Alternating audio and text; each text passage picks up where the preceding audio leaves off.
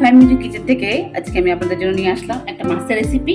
আজকে আমি মাছের ঝোল রান্না করে আপনাদেরকে দেখাবো। আমি চুলায় একটা প্যান বসিয়ে নিয়েছি, সেখানে আমি তেল দিয়ে দিচ্ছি। আগে মাছটাকে আমি একটু ভেজে নিব।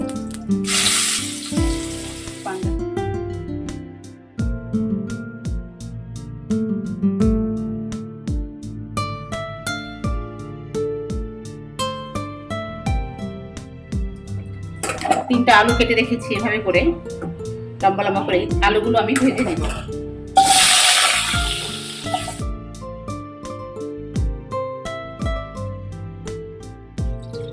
এই যে দুটো আস্ত শুকনো মরিচের রং, একটা তেজপাতা, দুটো এলাচ এবং এক টুকরো দারচিনি, আর দিব হচ্ছে কি হাফ চামচ আস্ত জিরা।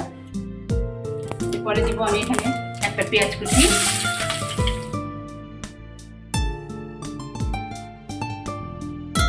এর মধ্যে আমি একটু লবণ দিয়ে দিচ্ছি। পেঁয়াজ রসুন আমার ভাজা হয়ে গেছে, আমি একটু এখানে পানি দিয়ে দিব।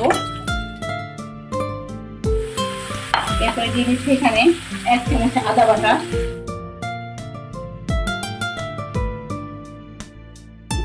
এরপরে দিয়ে দিব আমি এখানে হাফ চামচ মরিচের গুঁড়া, এক চামচ ধনিয়ার গুঁড়া, এক চামচ হলুদের গুঁড়া দিয়ে দিলাম। কষানোর জন্য আমি আর একটু পানি দিয়ে দিচ্ছি।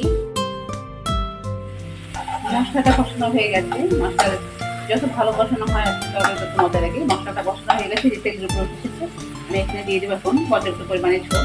যেহেতু আমি মাছের ঝোল রান্না করবো আলু দিয়ে মাছ দিয়ে, ঝোলের পরিমাণটা একটু বেশি থাকবে। এখানে আমি 2 কাপ ঝোল পানি পানি দিয়ে দিব।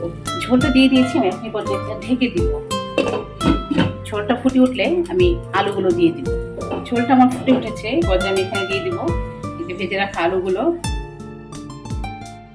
এবং এখানে আমি দুটো টমেটো কেটে রেখেছিলাম একটা করে, সেই টমেটো দিয়ে কিছুক্ষণ পর আমি মাছগুলো দিয়ে দেবো 5 মিনিট রান্না করার পরে। এখন আমি এখানে ভেজে রাখা সেই পাঙ্গাস মাছগুলো দিয়ে দিচ্ছি। আমি ঢেকে আরো কিছুক্ষণ রান্না করব। জিরার গুঁড়া দিয়ে দেবো এর মধ্যে। আলুটা সিদ্ধ হয়ে গেছে, তারপরে আমি থেকে ঝোলটা আরেকটু কমিয়ে তারপরে চুলা থেকে নামিয়ে নিব ধনেপাতা এবং কাঁচামরিচ দিয়ে।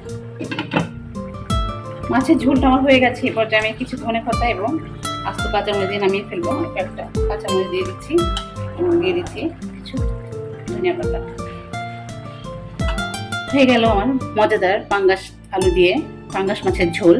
আমার রান্না যদি আপনাদের ভালো লাগে তাহলে আমার রান্না একটা লাইক এবং শেয়ার আপনারা দিবেন এবং আমার পেজটাকে ফলো করে আমার সাথেই থাকবেন। এতক্ষণ আমার সাথে থাকার জন্য আপনাদেরকে অনেক ধন্যবাদ। আসসালামু আলাইকুম।